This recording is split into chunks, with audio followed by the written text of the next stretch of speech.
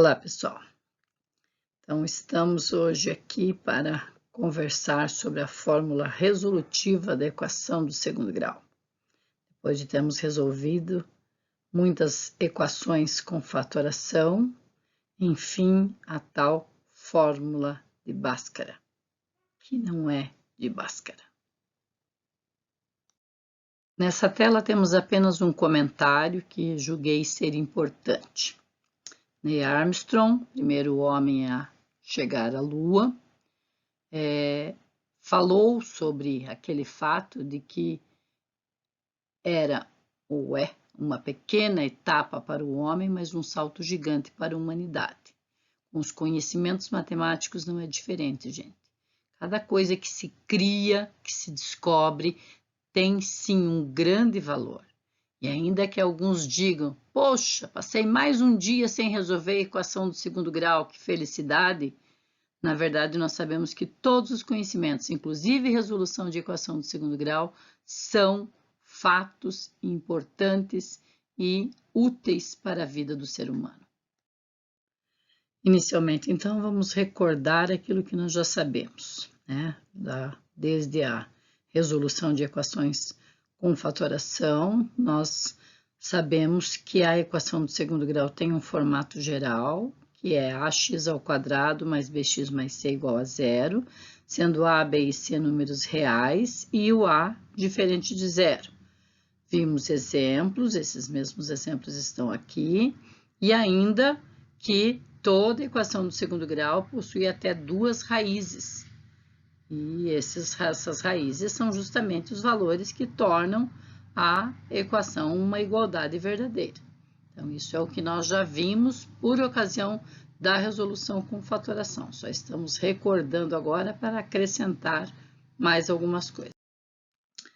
Então, o que precisamos acrescentar? Em primeiro lugar, a informação de que uma equação do segundo grau, ela pode ser completa, quando os três termos são diferentes de zero, ou incompleta, quando, embora o a seja diferente de zero, para que seja equação do segundo grau, o b ou o c, ou até mesmo ambos, podem ser zeros. Temos aqui três linhas com exemplos, sendo que na primeira temos 2, onde o b vale zero.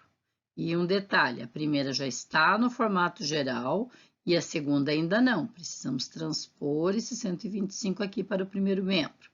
Na segunda linha, 2 exemplos onde é o c que vale zero.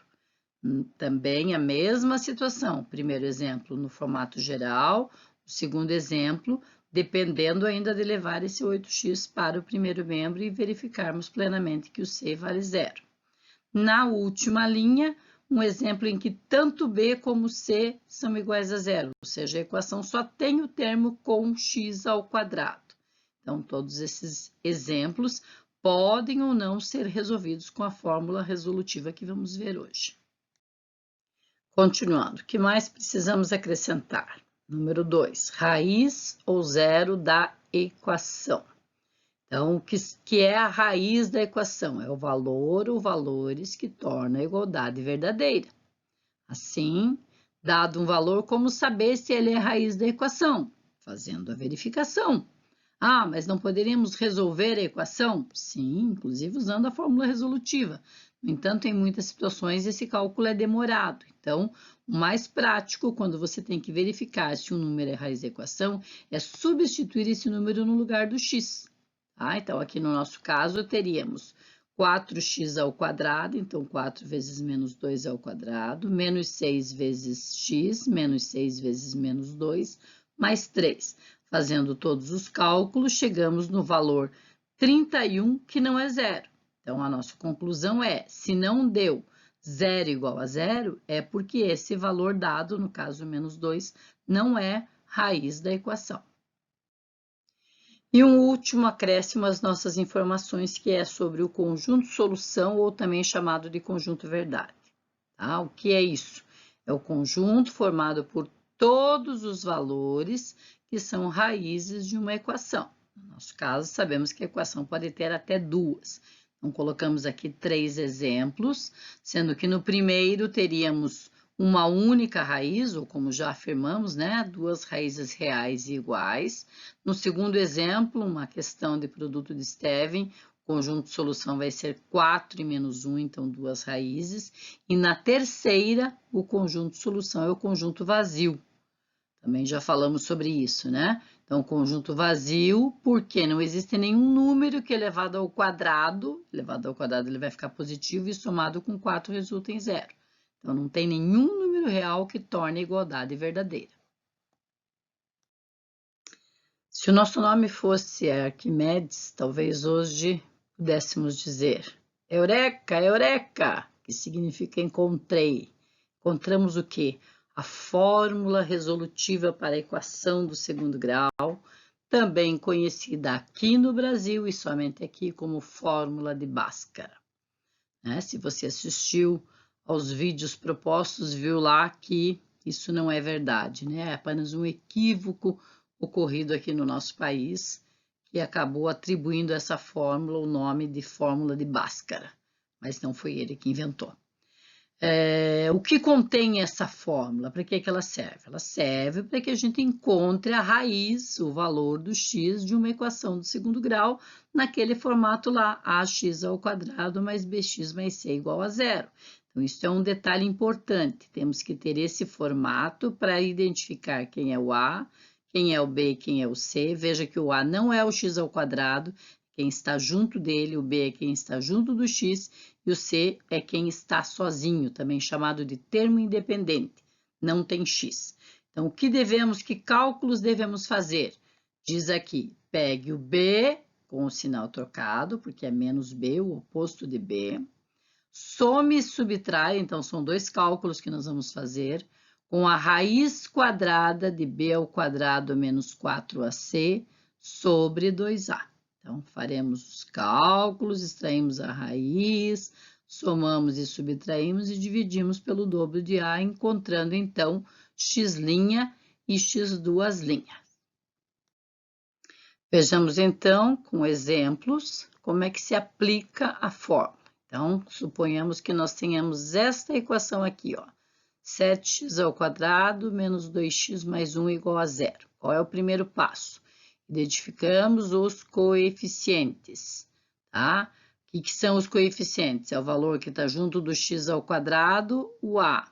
O valor que está junto do x, o b. O valor que está sozinho, sem x, é o c. No nosso caso aqui é 1. Em seguida, nós substituímos os valores na fórmula, tá? Então, eu coloco lá menos o b, que é menos 2, então vai ficar menos, mais ou menos raiz quadrada de b ao quadrado, no caso o b é menos 2, então menos 2 ao quadrado, menos 4 vezes a vezes c, o a é 7, o c é 1, tudo sobre o dobro de a, que é 2 vezes 7. Em seguida, eu faço os cálculos aqui dentro do radical. Menos 2 ao quadrado dá mais 4, 4 vezes 7 vezes 1 dá 28, e o menos dá mais. Aí, efetuamos o último cálculo dentro da raiz e percebemos que deu menos 24. Mas nós sabemos que não dá para calcular a raiz quadrada de menos 24. Não é um número real. Então, nesse caso, o cálculo para aqui, porque sendo impossível de extrair a raiz quadrada, significa que o conjunto de solução é o conjunto vazio, isto é, que esta equação não tem solução dentro do conjunto dos números reais.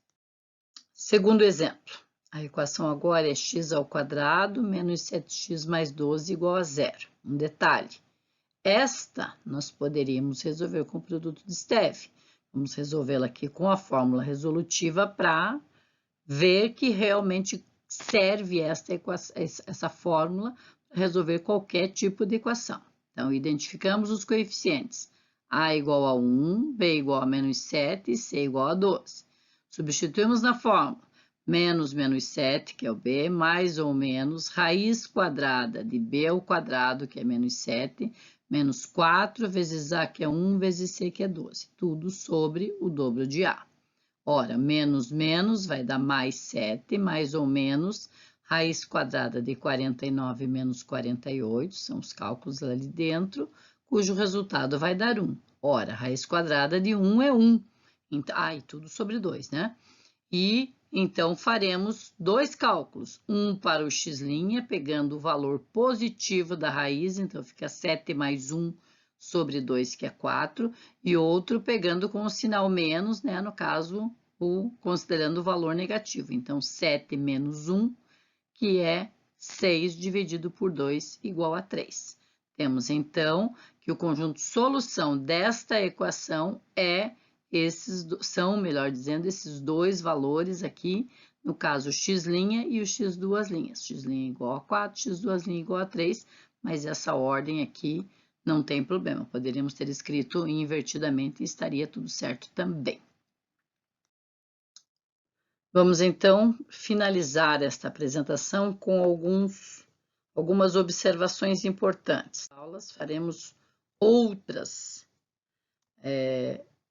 resoluções, né? Mas por hoje apenas duas. Então, a primeira, ainda que algum coeficiente B ou C seja zero, a fórmula pode ser utilizada. Tá? Eu apresentei aqui dois exemplos onde a equação era completa, tá? Mas poderia não ser, só tem que tomar muito cuidado, porque a gente, quando vai fazer cálculo com zero, pode perder um pouquinho a sequência dos cálculos e dar tudo errado.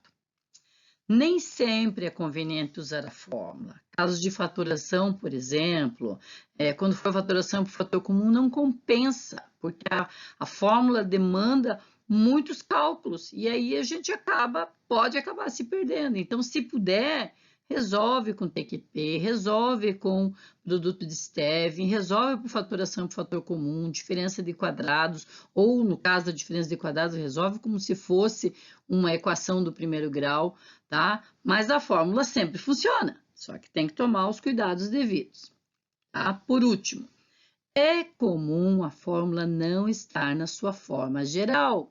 Devemos, então, efetuar os cálculos para colocá-la no formato e poder identificar cada coeficiente. Isso é muito importante. Se a gente não identificar corretamente os valores, vai dar erro. Finalizando, temos aqui um nome muito importante.